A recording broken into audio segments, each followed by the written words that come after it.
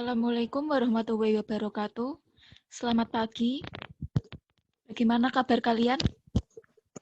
Waalaikumsalam Alhamdulillah sehat. Alhamdulillah kalau sehat semua. Di masa pandemi seperti ini, sudah sepatutnya kita harus selalu menjaga kesehatan dimanapun kalian berada.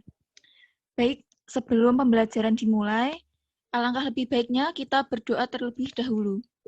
Kepada Mas Sahrul, silahkan dipimpin doa. Baik, Bu. Teman-teman, sebelum memulai pembelajaran, mari kita berdoa sesuai kepercayaan masing-masing. Berdoa dimulai.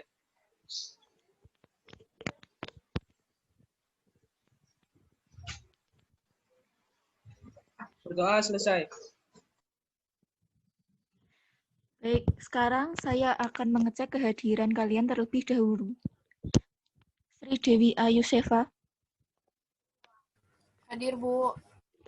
Oksana Jayawardani, Hadir, Bu. Piano Pisatu, Hadir, Bu. Wulan Indah,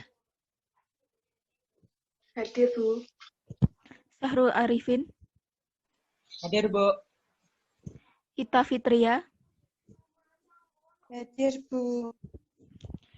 Baik, semuanya hadir ya.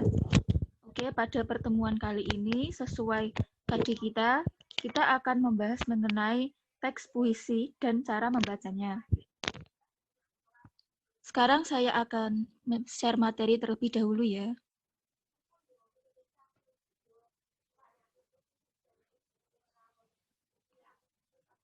Apa sudah terlihat? Sudah, Bu. Sudah, Bu. Kita langsung kita mulai ya. Puisi merupakan karya sastra yang berupa isi hati seorang penulis yang dikemas menggunakan gaya bahasa dan diksi yang indah. Nah, di pertemuan kali ini kita akan membahas dua hal yang berkaitan tentang puisi. Yang pertama, unsur-unsur pembangun puisi, dan yang kedua, hal-hal yang penting ketika membaca puisi.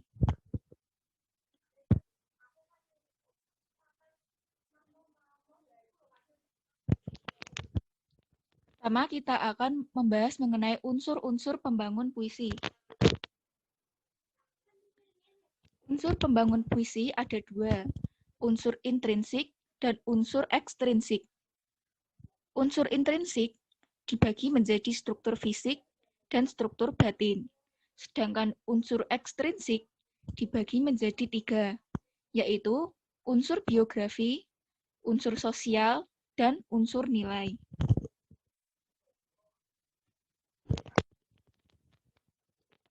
Unsur intrinsik merupakan unsur yang berada di dalam puisi. Nah, di sini ada struktur fisik, yaitu diksi, imaji, rima, dan majas.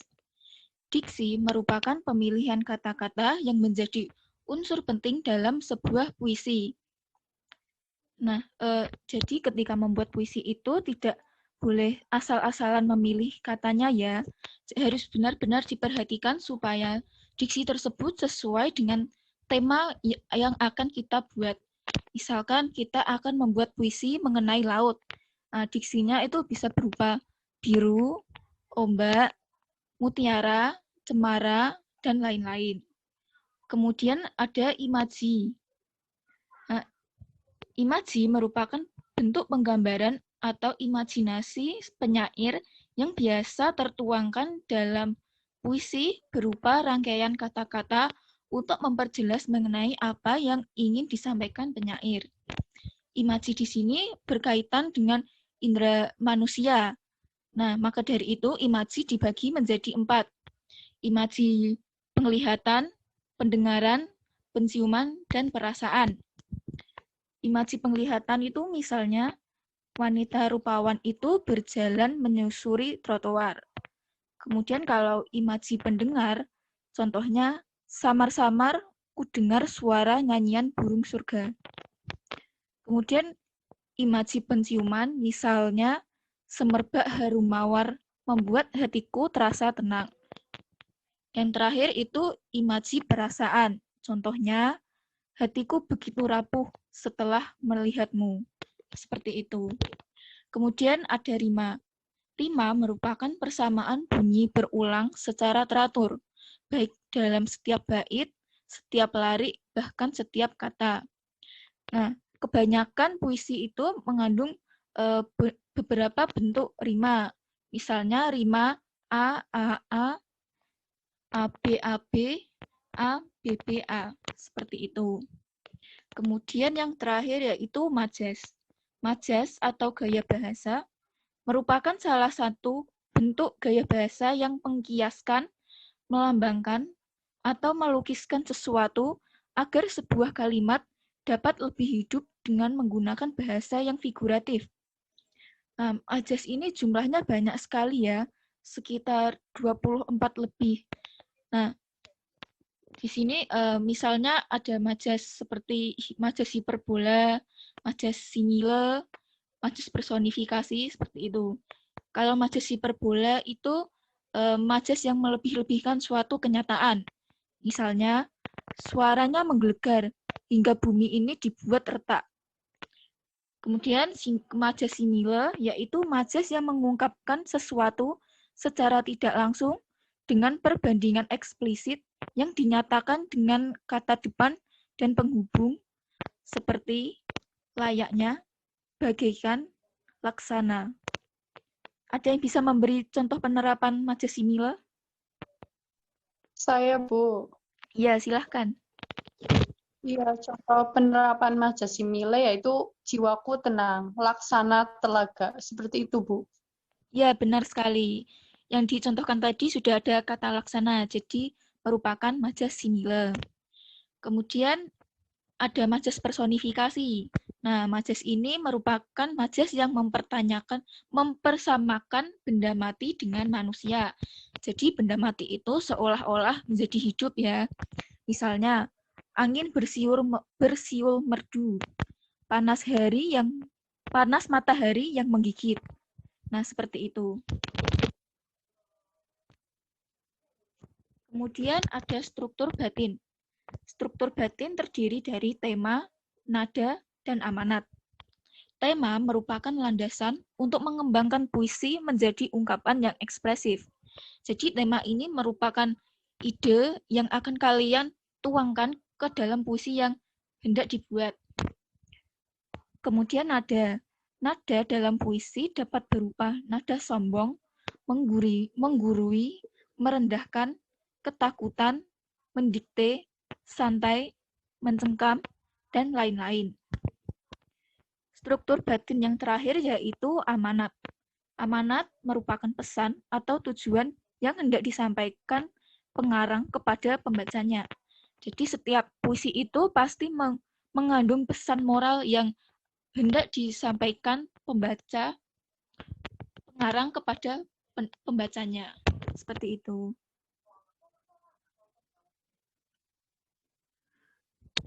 Dan yang kedua yaitu unsur ekstrinsik. Unsur ekstrinsik merupakan unsur yang berada di luar puisi. Nah, di sini ada 3 unsur ya. Yang pertama, unsur biografi, yaitu riwayat hidup seseorang penulis. Nah, unsur biografi ini seperti biodata penulis ya. Misalnya biodatanya W.S. Rendra. Nah, di mana beliau lahir, kapan beliau lahir, di mana beliau sekolah, dan sebagainya.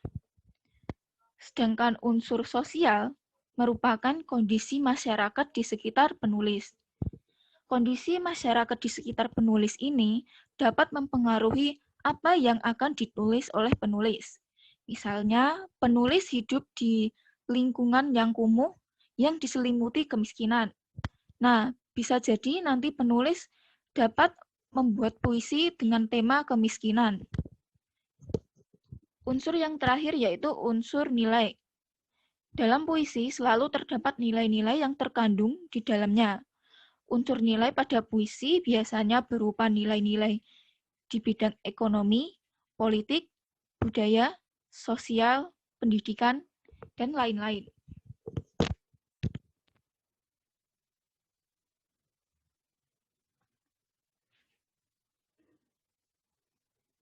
Baik, sampai di sini adakah yang ingin bertanya?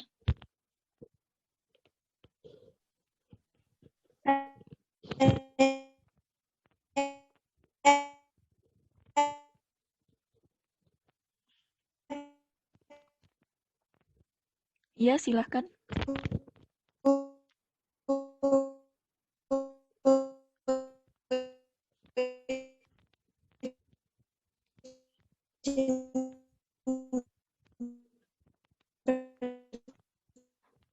Tanya, Ya, silahkan. apa yang sering digunakan dalam membuat puisi? Ya, baik. Terima kasih atas pertanyaannya. Jadi, setahu saya, tema yang sering digunakan Tema apa yang sering digunakan buat ya, jadi tema yang sering digunakan dalam membuat puisi itu setahu saya itu tema kehidupan. Misalnya seperti W.S. Rendra atau Khairil Anwar itu kebanyakan temanya tentang kehidupan pribadi mereka. Jadi tema yang sering digunakan yaitu tema kehidupan. Ada yang ingin bertanya lagi? Saya, Bu. Ya, silahkan. Apa yang harus saya lakukan jika seandainya saya ingin membuat puisi tapi bingung memilih diksinya, Bu? Ya, terima kasih pertanyaannya. Hal tersebut dapat diatasi dengan misalnya membaca buku-buku mengenai puisi atau searching di Google mengenai puisi, supaya kalian mendapat inspirasi kata-katanya begitu. Kemudian dengan cara jalan-jalan melihat alam terbuka juga dapat menambah inspirasi kalian. Nah, nanti secara perlahan ide untuk membuat puisi itu akan muncul dengan sendirinya. Begitu ya.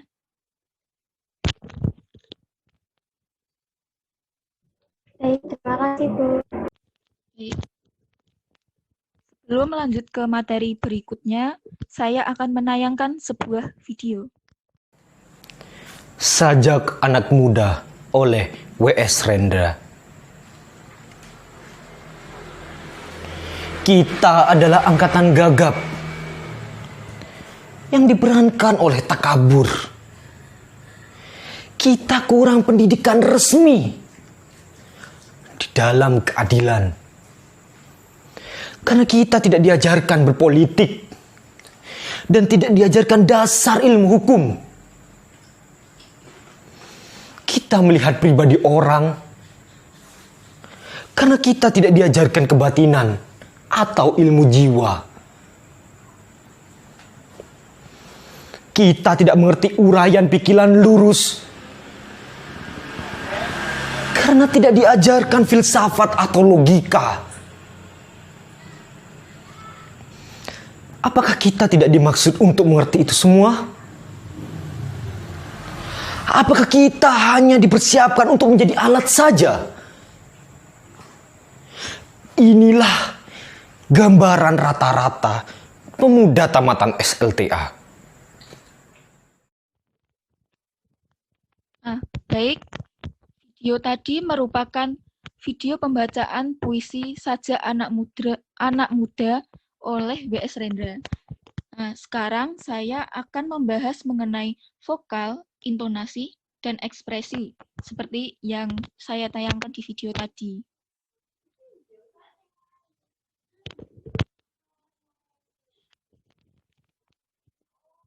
Baik, vokal merupakan upaya menyuarakan atau mengucapkan kata yang membentuk puisi secara tepat. Ketepatan pengucapan bisa diartikan sebagai kejelasan artikulasi, di mana apabila kurang fasih dalam penyampaian tiap katanya, maka puisi tidak dapat ditangkap pendengar secara maksimal. Lalu, ketidaktepatan dalam mengucapkan kata-kata dapat mengurangi unsur keindahan dalam membacakan puisi. Nah, misalnya dalam mengucapkan huruf A, I, U, E, O, nah itu harus jelas ya, jangan setengah-setengah. Kemudian intonasi. Intonasi merupakan naik turunnya nada dalam membaca puisi. Intonasi ini dapat menentukan bagaimana perasaan pendengar terhadap puisi. Intonasi juga dapat memberikan unsur keindahan dalam puisi yang dibaca. Kemudian yang terakhir yaitu ekspresi. Ekspresi atau merupakan mimik wajah yang sesuai dengan bait dalam puisi tertentu. Nah, misalnya kalian diminta membaca puisi yang mengisahkan kisah sedih, maka wajah kalian harus sendu. Begitu juga jika kalian tengah membacakan puisi yang bertema sukacita, maka wajah kalian harus gembira. Itu apa sudah dipahami?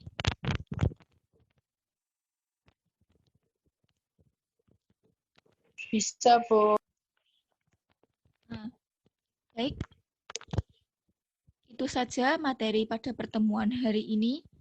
Kemudian saya akan membagi kelas menjadi 2 kelompok.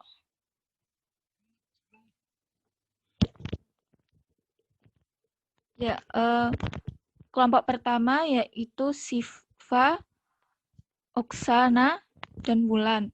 Kemudian kelompok kedua Syahrul, Pia, dan Ita. Setiap kelompok membuat puisi bertema bebas. Nah, nanti salah satu dari perwakilan kelompok membacakan puisi tersebut. Saya beri waktu 15 menit, dimulai dari sekarang.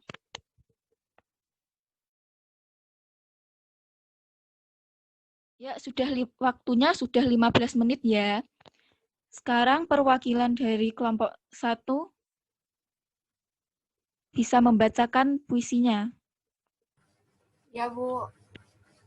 Surat untuk kawan, temanya persahabatan. Ini surat untukmu yang pernah bersamaku, hatiku beku saat mendengar kabarmu.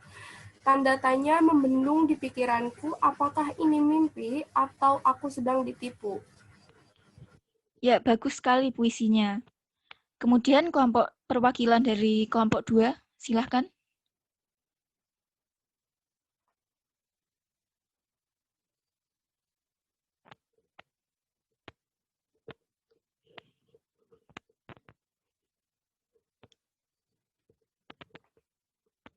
Mbak Pia, bisa dibacakan puisinya?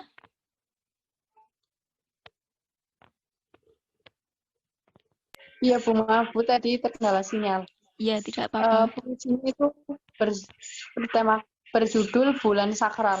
Selamat datang Ramadanku, kusambut kau dengan senyuman, dengan penuh harapan, mensucikan diri di hari yang sakral. Tuhan, terima kasih atas kenikmatan ini. Seperti itu, Bu. Terima kasih. Iya, sama-sama. Temanya apa ya, Mbak, tadi? Ya, temanya itu tentang Ramadan, Bu. Ya, baik. Terima kasih. Bagus sekali. Sedikit review dari saya. Tadi baik Mbak Siva dan Mbak Pia sudah bagus ya puisinya. Hanya saja harus diperhatikan lagi ekspresinya ya, supaya puisi yang kalian bacakan itu terlihat lebih hidup. Seperti itu saja. Baik, salah satu dapat menyimpulkan pertemuan kita hari ini. Iya, Bu. Ya, silahkan. Jadi kesimpulannya yaitu puisi merupakan karya sastra yang berupa ungkapan isi hati penulis yang dikemas dalam kata-kata indah. Ada 2 unsur puisi, yaitu unsur intrinsik dan unsur ekstrinsik. Unsur intrinsik terdiri dari struktur batin dan struktur fisik. Sedangkan unsur ekstrinsik terdiri dari unsur sosial, unsur biografi, dan unsur nilai. Dalam membaca puisi, kita harus memperhatikan intonasi, vokal, dan ekspresi. Intonasi merupakan naik turunnya nada dalam membaca puisi, vokal adalah pengucapan kata dalam puisi secara tepat, sedangkan ekspresi yaitu mimik wajah yang dibuat sesuai dengan bait pada puisi yang dibacakan. Ya, terima kasih. Lengkap sekali kesimpulannya. Baik, sekian pertemuan pada hari ini. Terima kasih kepada teman-teman yang sudah aktif bertanya dan menjawab. Saya minta maaf apabila ada kesalahan dalam bertutur kata. Terima kasih. Wassalamualaikum warahmatullahi wabarakatuh. Waalaikumsalam warahmatullahi wabarakatuh. Terima kasih ya, Bu. Terima kasih, Bu. Ya, sama-sama.